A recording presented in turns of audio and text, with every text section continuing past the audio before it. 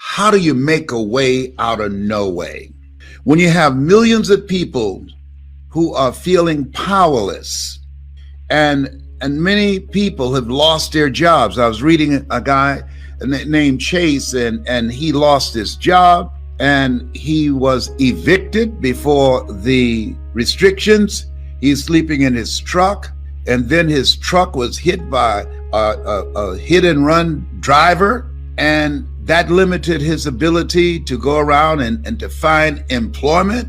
He was sleeping in his truck, and he said something that grabbed me. He said, "This is a new place for me, a new experience. Standing at the end of a ramp off the expressway with a sign, 'I am hungry. Will you help me?' This is a new experience." Wow. How do you make a way out of no way when you're in that kind of situation? So I want to talk to you about a period that had to be the lowest in terms of things happening. This is one of the lowest periods of my life. When I lost a home, the first one that I bought from my mother because I didn't do a title search. And we had to go back to the roach-infested house that I moved mama out of.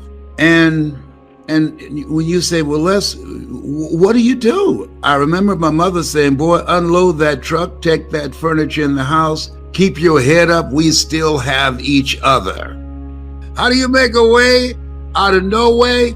I want you to write this down. Choose your hard. Life is hard. And you can choose to stay where you are, and that's hard. Trying to survive living in your truck, trying to keep your esteem up, standing with a sign that's saying, I'm hungry, and how people come by looking at you and laughing at you and passing you by and don't let you register in their eyes and you feel invisible. That's hard. But there's another hard, and that hard that you can choose is to go into action, is to find something somewhere that you can earn some money from. And that's what I had to do. Use your power to create a new beginning for yourself. Use that. How, Les? A spirit of power and of love. Find something that you love. Do what you love and find a way to get paid for it. So guess what I decided? I couldn't go back to a job because I don't like working for someone else. I'm not mentally fit to work for someone else. I didn't come here to work for someone else. I came here to live my calling. A job is what you get paid for. A calling is what you're made for. I came here to speak, and I was going to find a way to get paid to speak. And I would go to seminars and workshops. I invested in myself. I couldn't afford to do it, but I couldn't afford not to do it. And I'd watch these speakers, and I'd go to their seminars, and I would study them. And I'd say, hey, I can do that too. I read their books. Hey, I got a book in me too. Live your dreams. I know about tough times. And see, they can make you or they can break you. Come on now. Come on, bring it. Come on now. Yeah. God not giving us a spirit of fear.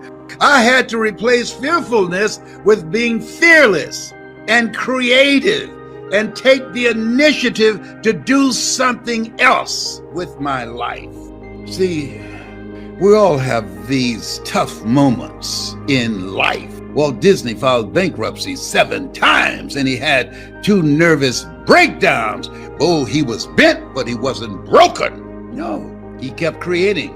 Someone stole his first cartoon that had great promise, and someone stole it. Somebody on his team stole it from him. His heart was broken, but he didn't stay there being angry and bitter and talking about it.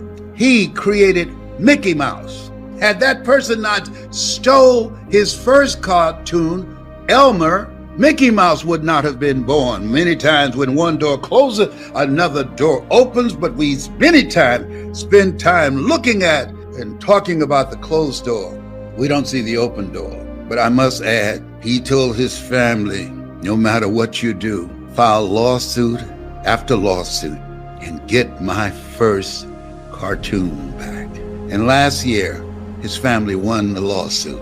And now, that cartoon that was stolen from him, he orchestrated that from the grave. I was a bad boy. family, the Disney family, got it back. Listen, let me share something with you here. You have no idea how strong you are. You're not in this thing life by yourself. And my heart goes out to people who have lost loved ones, or loved ones have been diagnosed with the coronavirus. But one of the things that I know about this thing called life, when I lost the first house that I bought for my mother, I had to, one, recognize what had happened, the role that I played in it, and two, I had to keep it moving. Got to keep it moving. You don't have time to be depressed. You got to keep moving. If you stop, and they say an idle mind is a devil's workshop. Yes. If you don't keep it moving, you will become overwhelmed with feelings of being powerless. You'll become overwhelmed with a negative mindset. You'll become overwhelmed with the adversities that you're facing, and you forget greater is he that's in you than he that's in the world. You forget you're more than a conqueror. You forget that you have the power to live your dream. No, you got to get fired up. You got to get fired up in this thing called life. We're still here. The fact that we still have our mind, after going through the worst form of man's inhumanity to man in the history of the world, we are still here. Oh, wow. And whoever you are, whatever your paint job, you're still here. And this day is the best day of your life. This day, how could you say that? I don't have a job. This day, I'm going through foreclosure. I've just been evicted. This day, I'm making a choice between prescription drugs and food and keeping a roof over my head and clothes on my back and keeping our family together. This day, the best day of your life. How could you say that? If it's not, try missing one. You have the power in you to change it. You've been given authority and dominion over everything on the face of the earth. Find a way to win.